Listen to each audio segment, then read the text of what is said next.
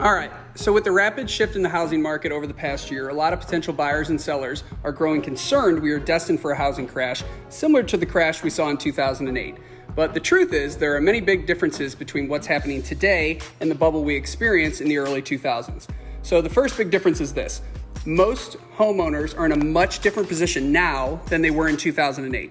So after the last housing crash, over 9 million households lost their homes due to foreclosure or a short sale. How did this happen?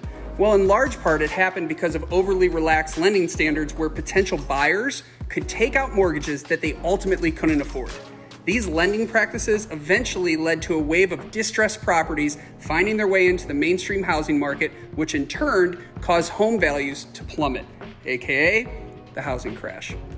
Nowadays, thanks to revised lending standards, the housing market has much more qualified buyers, and as a result, there are far fewer homeowners who are behind on their mortgages. All right, reason number 2.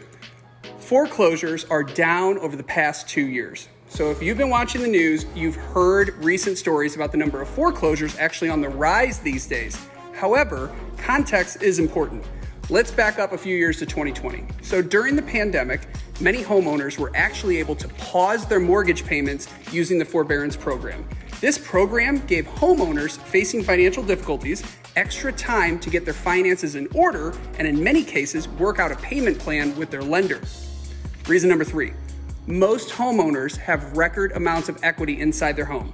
One of the biggest differences between today and 15 years ago can be explained with one simple word: equity. Simply put, many homeowners today have enough equity to sell their home rather than face foreclosure. So what exactly is equity?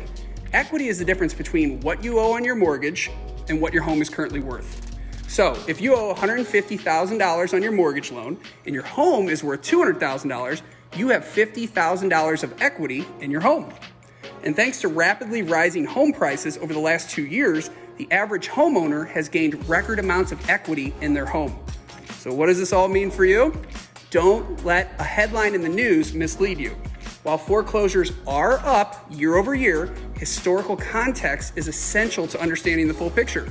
And while it's true the number of foreclosures are higher now than it was last year, foreclosures are still well below pre-pandemic years.